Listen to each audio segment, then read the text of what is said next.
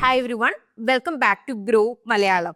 Historically നമ്മൾ നോക്കുവാണെങ്കിൽ mid cap space strong compounding കാഴ്ചവെച്ചിട്ടുണ്ട്. അപ്പൊ നമ്മളിപ്പോൾ Nifty mid cap 100 5 year CAGR returns നോക്കുമ്പോൾ 23%. അതേസമയത്ത് നമ്മളിപ്പോൾ small cap Nifty small cap നോക്കുവാണെങ്കിൽ 19.53%, നിഫ്റ്റി 100 13.34%. സോ ഇന്ന് നമ്മൾ 3 മിഡ് ക്യാപ് സ്റ്റോക്സിനെ പറ്റിയാണ് സംസാരിക്കാൻ പോകുന്നത്. അപ്പൊ കഴിഞ്ഞ 3 വർഷത്തിൽ നമ്മൾ നോക്കുവാണെങ്കിൽ പെട്ടെന്ന് വളർച്ച വന്ന 3 സ്റ്റോക്സ് ആണിത്. എന്നാൽ ഇതൊരു വാല്യൂഷൻ ഒന്ന് നോക്കുവാണെങ്കിൽ ഓവർ സ്ട്രെച്ച് ആയിട്ടുമില്ല. സോ നമുക്ക് ഒട്ടും ടൈം വേസ്റ്റ് ചെയ്യേണ്ട, ഇന്നത്തെ 3 സ്റ്റോക്ക് ഏതാണെന്നുള്ളത് നമുക്ക് ഡീറ്റെയിൽ ആയിട്ട് തന്നെ നമുക്ക് നോക്കാം. So let's begin today's video.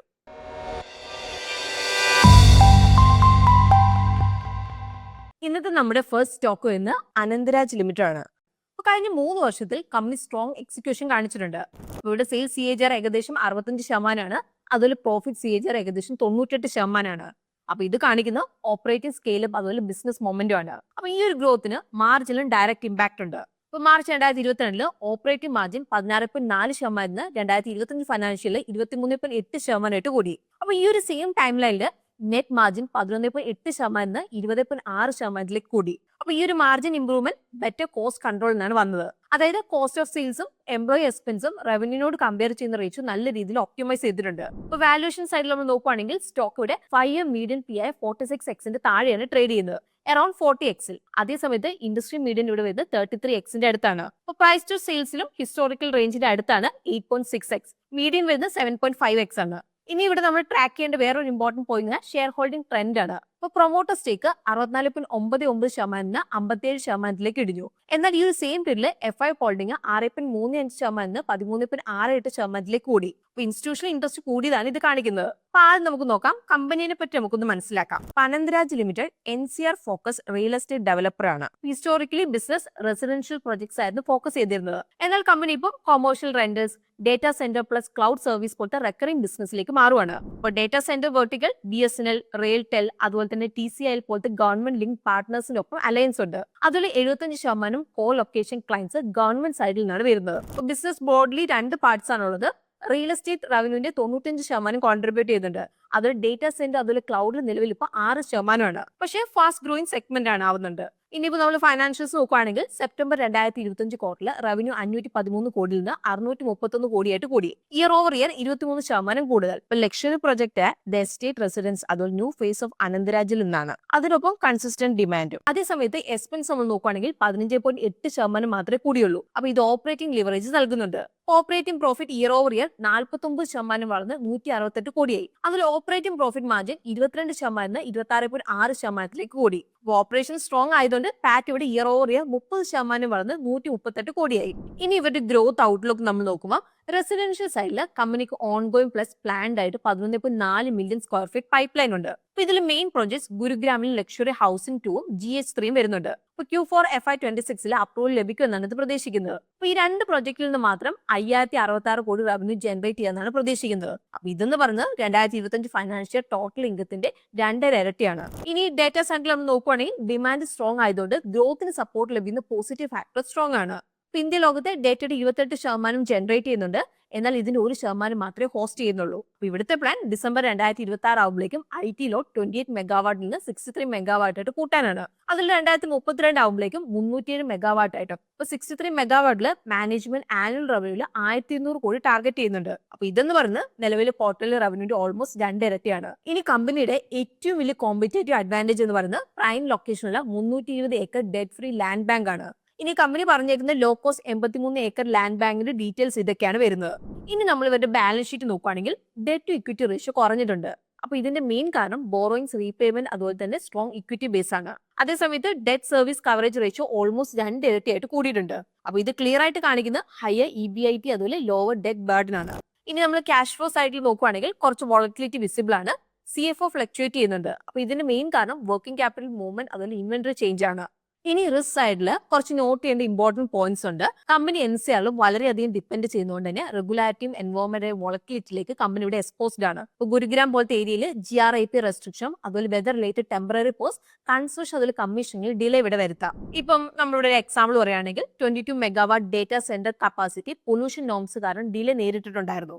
ഇനി ഫൈനലി നമ്മളിവിടെ നോക്കുകയാണെങ്കിൽ ക്യാഷ് ഫ്ലോയും വോളറ്റൈൽ ആയിട്ട് തന്നെയാണ് നിൽക്കുന്നത്. മെയിൻലി വർക്കിംഗ് ക്യാപിറ്റൽ അതുപോലെ ഇൻവെന്ററി സൈക്കിൾസ് കാരണമാണ്. അപ്പൊ ഇത് നിയർ ടേം ഏർണിംഗ് പ്രഡിക്റ്റബിലിറ്റിയെ ബാധിക്കും അവിടെ. ഇനി നമ്മുടെ അടുത്ത സ്റ്റോക്ക് എന്ന് BLS ഇന്റർനാഷണൽ സർവീസസ് ആണ്.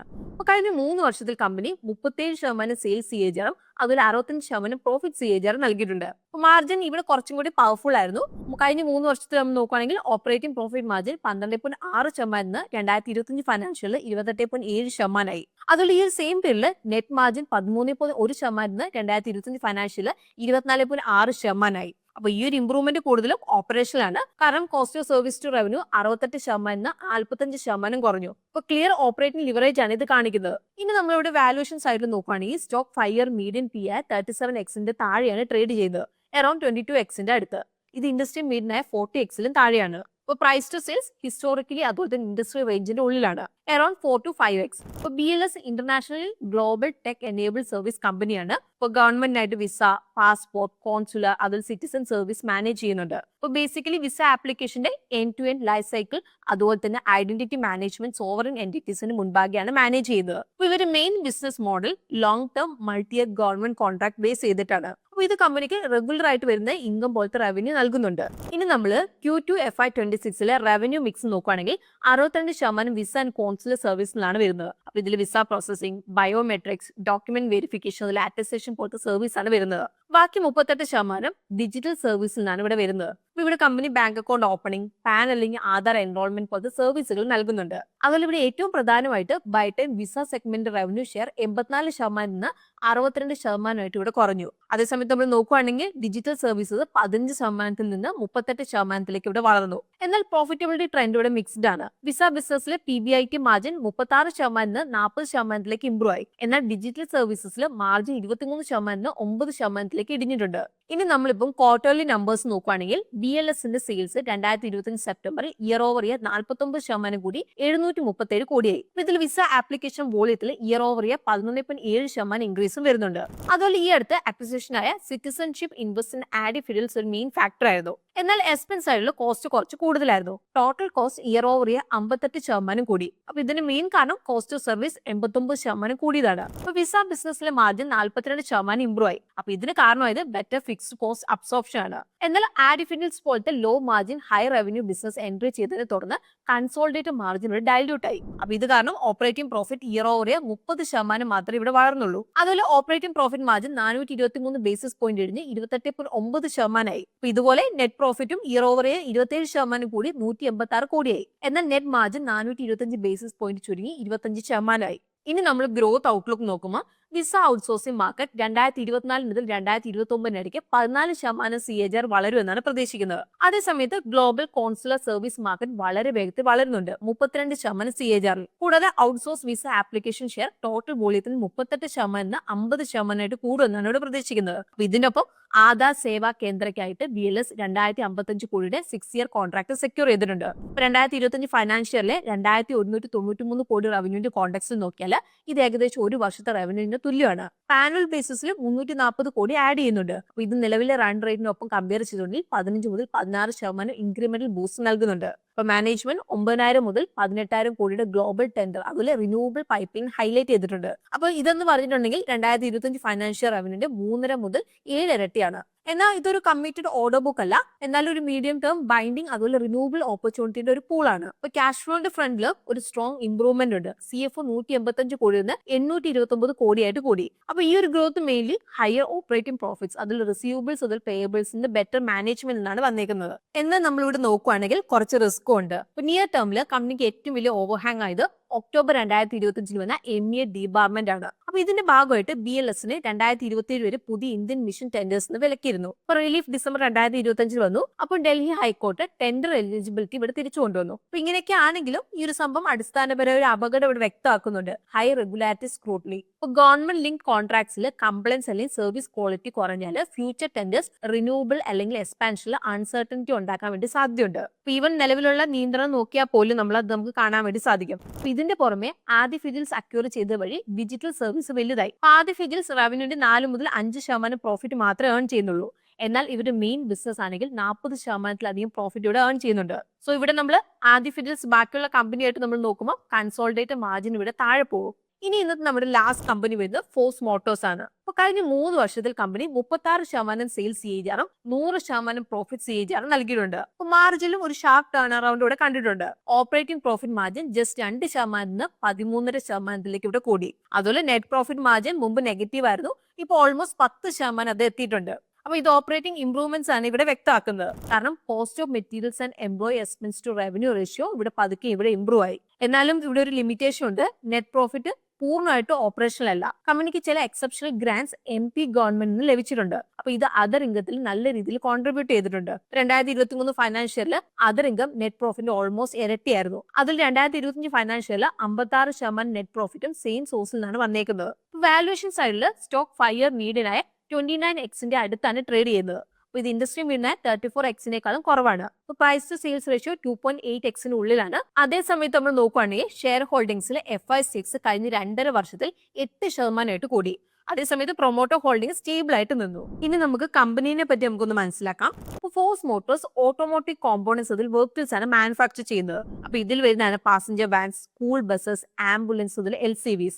LCV പാസഞ്ചർ സെഗ്മെന്റിലെ ക്ലിയർ ലീഡർ ആണ് കമ്പനി, 70% മാർക്കറ്റ് ഷെയറോടെ. അപ്പൊ കമ്പനി ബിസിനസിന് സിംഗിൾ കാറ്റഗറി ആയിട്ട് മാത്രമാണ് ഇവിടെ റിപ്പോർട്ട് ചെയ്തേക്കുന്നത്. അപ്പൊ അതുകൊണ്ട് തന്നെ ഒരു ബിസിനസ് യൂണിറ്റിന് മാത്രം ഡീറ്റെയിൽ നമുക്ക് ഇവിടെ ലഭ്യമല്ല. സെപ്റ്റംബർ 2025 ക്വാർട്ടറിൽ P&L നമ്മൾ നോക്കുമ്പോൾ ടോപ്പ് ലൈൻ ഗ്രോത്ത് മോഡറേറ്റ് ആണ്. സെയിൽസ് ഇയർ ഓവർ ഇയർ 7.2% കൂടി 2081 കോടിയായി. അതേസമയത്ത് എക്സ്പെൻസ് 3.3% മാത്രമേ ഇവിടെ വളർന്നുള്ളൂ.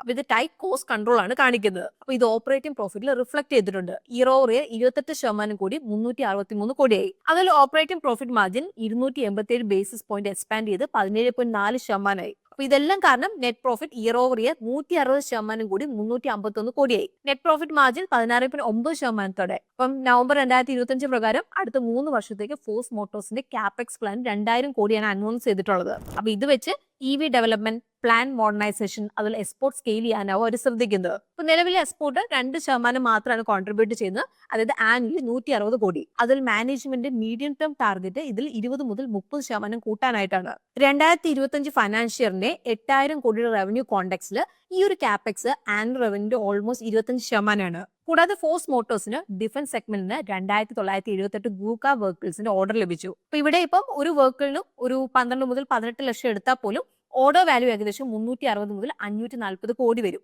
എന്നാൽ റവന്യൂന്റെ ടേംസിൽ നോക്കിയാൽ ഇത് 4 മുതൽ 7% മാത്രമേ കോൺട്രിബ്യൂട്ട് ചെയ്തുള്ളൂ. ഇപ്പൊ ബാലൻസ് ഷീറ്റിൽ കമ്പനി ലോങ് ടേം ഡെറ്റ് 0 ആയിട്ട് ഇവിടെ മെയിൻറ്റെയിൻ ചെയ്തിട്ടുണ്ട്. ഇനി ഇവിടെ നമ്മൾ നോട്ട് ചെയ്യാനുള്ള വേറൊരു point, CFO net profit ratio പതുക്കെ ചുരുങ്ങുന്നുണ്ട്. ഈവൻ നെറ്റ് പ്രോഫിറ്റ് അതിൽ CFO രണ്ടും അബ്സല്യൂട്ട് ടേംസിൽ വളരുമ്പോഴും. അപ്പൊ ഇതിന്റെ ഒരു മെയിൻ റീസൺ ഗ്രോത്ത് റേറ്റ്സിലെ മിസ്മാച്ച് ആണ്.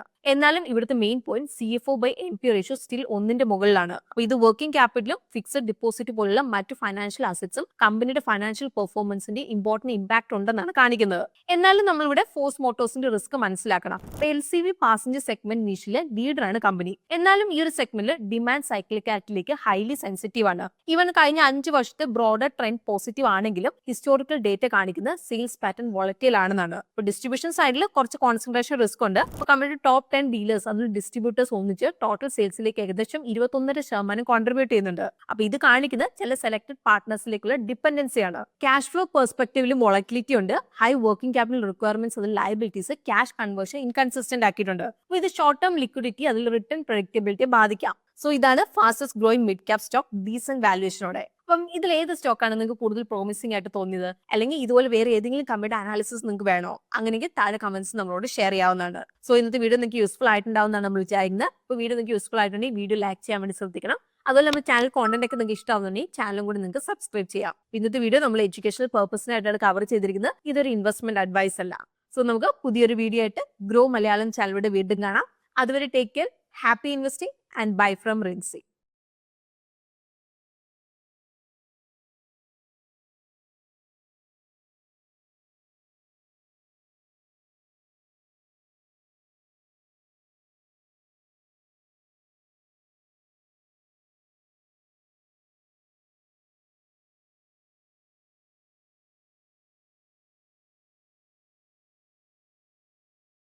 Investment in securities market are subject to market risks. Read all the related documents carefully before investing. Please read the risk disclosure documents carefully before investing in equity shares, derivatives, mutual fund, and or other instruments traded on the stock exchanges.